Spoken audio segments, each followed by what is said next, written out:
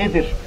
Varsa böyle bir şey, sorunuzu sorun, cevaplayabileceğim bir şey varsa severek yaparım. Var mı sorusu olan? Var mı sorunuz? Buyurun.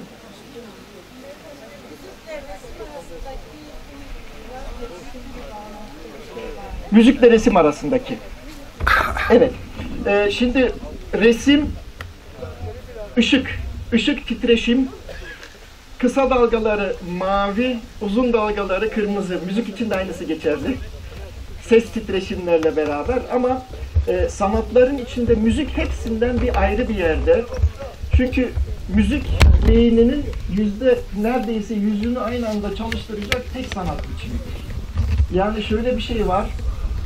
Diyelim ki bir çok iyi dinleyiciyseniz müziği beyninizin bir tarafıyla dinlersiniz. Ama 10 yıldan fazla bir müzisyenseniz veyahut da bir enstrüman çalıyorsanız beyninizin iki tarafını kullanıyorsunuz. Bu da sizin birçok şeyde daha faydalı oluyor. Yani sanatların hepsi çok güzeldir. Hiçbirisini birinden ayırmayız. Ama bilim insanları şunun farkında. Müziğin yeri biraz değişiktir yani. Biraz daha farklıdır.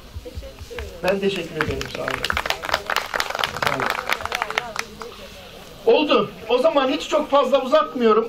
Sizinle tanıştığıma daha çok memnun oldum. Var mı bir sorusu? Buyurun, geliyorum.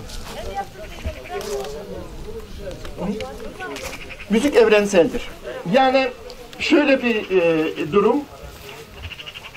Her şey titreşimden oluşuyor demiştik. Yani hani benim ağzımdan şu an ses çıkmıyor. Siz duyuyorsunuz ama benim ağzımdan çıkmıyor. 2 tane ses telim titreşim. O ses dalgaları size gelene kadar beyninizde müzik oluşuyor ve bu bütün dünyada, bütün insanların aynı algılayacak şekiller. Yani o ses aralıklarından bahsetmiştim ya, onlar daralınca hepimiz aynı şekilde, Afrikalı olsun, Çinli olsun ya da Avrupalı olsun, hepimiz aynı şekilde hüzünlenebiliyoruz. Hepimiz aynı şeylerle sevinebiliyoruz. Yani müzik zaten evrenin dilidir. Evrenin dili olduğu için de hepimizin anladığı bir şeydir. Ama yöresel az bir şey farkları olduğu için değişik şeylerden zevk alırız. Teşekkür ederim. Çok sağ olun. Oldu. O zaman şöyle bir şey yapmak isterim. Benim orada bir çanta var. Onu alabilir miyim? Buyurun, geliyorum. Tabii. Hocam mikrofon kullanır mı? Var benim. Duyabilir. Ben anlıyorum zaten. Hocam öncelikle ben Çamşı, Türk halk müziğinin kaynağı olan yerden geliyorum. Çok Karabelileri tebrik ediyorum. Öncelikle sizin gibi birini, değerli birini getirip burada müzik konusunda en azından bilgilendirmek bilgi sahibi olduğu için. Çok teşekkür ederim. Hocam ben bağlamanın yaşamımızdaki önemini sanıyorum. Aynen. Yani hayatımızı düzene sokabilir. Aynen. Şimdi bağlamayla ilgili o zaman çok kısa bir şey anlatayım. Daha uzun süresi olacak. 2 dakikada müsaade isteyeyim onunla. Bağlama özellikle Anadolu topraklarına ait olan bir enstrümandır. Uzak doğudan geliyor derler. Aslında bunun doğru olmadığını araştırmalarımızla ve tespitlerimizle yere ve biçime getirdik. Bunun için bize yardımcı olan en büyük şey neydi? Göbekli Tepe'nin bulunmasıyla bunların artık ispatlarını da getirebiliyoruz. Niye daha önce yok işte fantazi yapıyorsunuz, işte Anadolu değil başka yerden geliyor diyor. Şimdi bunu çok basit ispatlayabiliyoruz. Çünkü ilk tarıma geçen halk Anadolu halkları. Şimdi tarıma geçtiğinizde ne yapıyorsunuz? Elinizdeki av için kullandığınız aletleri biz insan olarak hiçbir şeyi boşa harcamayız.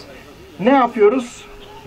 Oktan aldığımızda, tarıma geçtiğimizde resimleri vardı, onlarla daha iyi olurdu da bir dahaki sefere dediğim gibi bildiğiniz oku yavaş yavaş belirli bir süreye doğru enstrüman olarak bağlamaya çevirdik.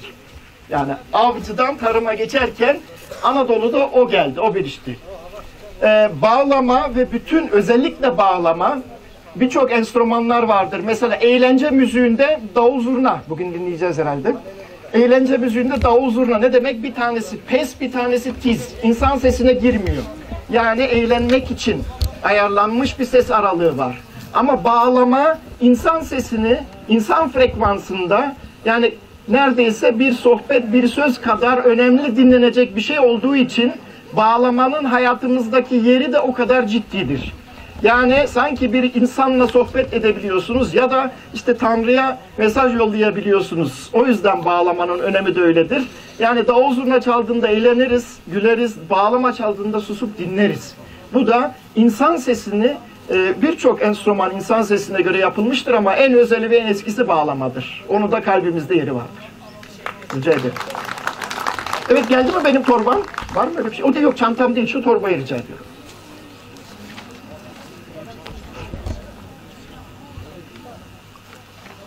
Şimdi teşekkür ederim.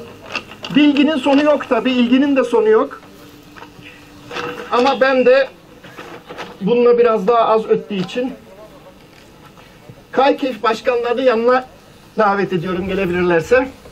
Mikrofon kapalı mı, açık mı bilmiyorum. Kapalı olsun, sorun değil. Açalım şimdi. Şükrü Bey. Şükrü Başkan devam eder mi? Şükrü Başkan'ı da yanımıza alabilir miyiz? Süleyman arkadaş.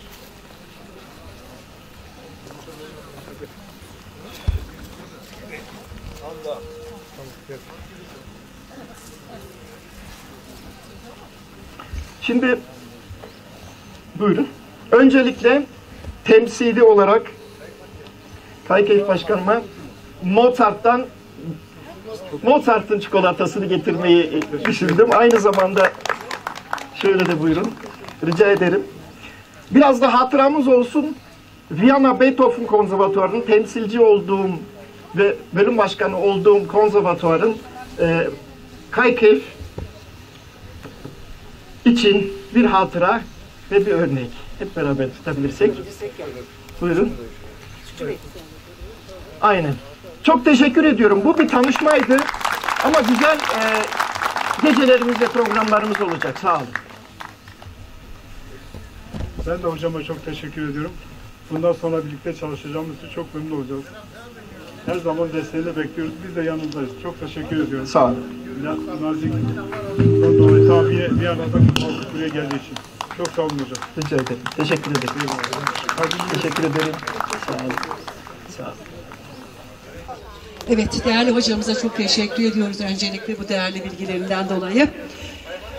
Evet, bugün özellikle de bugün burada bizlere destek veren, maddi manevi bir şekilde bizlere hizmet eden çok değerli arkadaşlarıma, yönetim kurulu arkadaşlarıma öncelikle çok teşekkür ediyorum ben. Hepinizin huzurunda.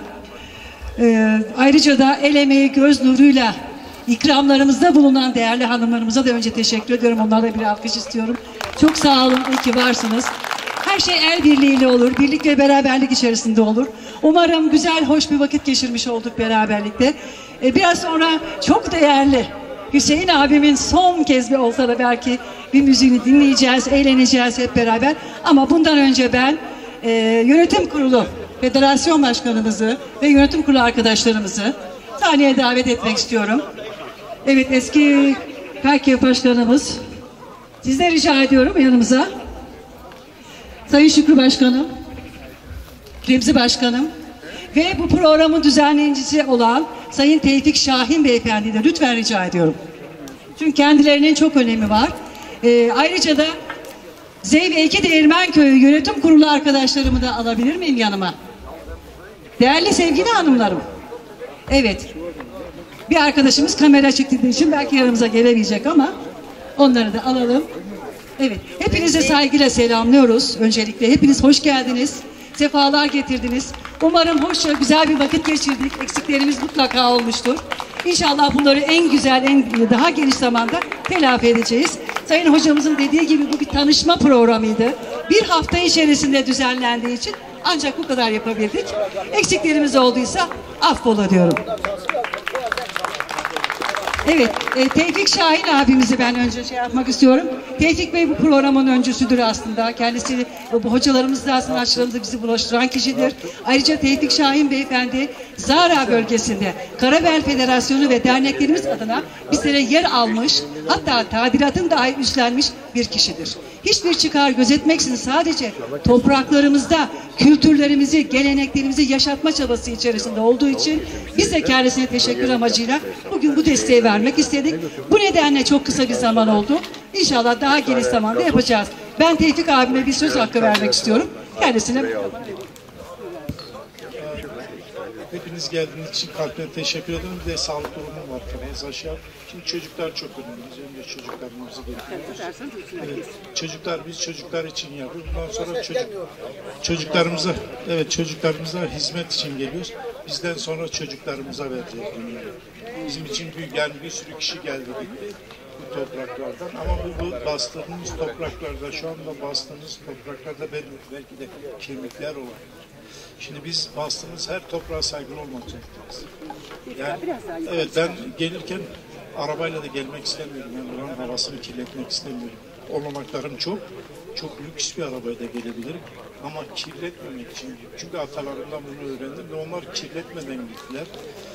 Biz çocuklara temiz, mesela buraya bakarken çocukları getireceğiz. Bir grup olarak bu çöpleri toplaması lazım. Çok kötü yani. Bir çöp dahi olsa atmamalıyız. Çocukları bunda özellikle temiz bir dünya bırakmak, temiz bir Karabel. Biz genellikle çocuklar için bunu yaptık. Alınan zaradaki yerde sadece çocuklar içindir. Ve biz çocukları buluşturacağız. Ve Avrupa'dan çocuklar buraya gelecek. Şimdi bir etkinlik var, ben Bahçeli Üniversitesi'nde yaptım. Özellikle Pülmül Belediye Başkanları gelecek. Onlarla bir projemiz var çocuklar. Bunları nasıl birleştireceğiz? Orada gerçekten müzikte yetenekli çocuklar var. O yeri biz sadece çocuklar için bir köprümüzdür. Yani gençleri aldığımızda çocuklar oraya bir köprü, sizin atalarınızın köprüsü burasıdır. Yani Zara'da alınan yer bir köprü ve Avrupa'ya bir köprü. Sadece bunu söyleyeyim. Daha sonra benim kızım da gelecek. Belki de ben ama kızım alacak bunu. Yani bayrağı kızıma vereceğim. Bu çocuklarla ilgili bunu dedi, severek yapacağım baba dedi. Ben buna çok sevindim. Geldiğiniz için size kalpten teşekkür ediyorum. Onu diyeyim. Çok teşekkür ederim. Çok sağ olun. Biz de çok teşekkür ediyoruz. Sağ olun, var olun. Evet başkanım, sözü size bırakalım. Ben yönetim kurulu arkadaşlarıma çok teşekkür ediyorum. Remzi Başkanıma, Sevim Hanım'a, Arife Hanım'a ve ayrıca da burada çay ikramında bulunan, çayın üstünden ayrılmayan arkadaşlarımıza da ve bütün bayanlarımıza hizmette kusur etmedikse inşallah affola diyoruz. Herkese ayrı ayrı teşekkür ediyorum. Ayaklarınıza, yüreklerinize sağlık tekrardan. Sizleri son olarak Hüseyin abimizin zurnasıyla buluşturuyoruz. Başkan.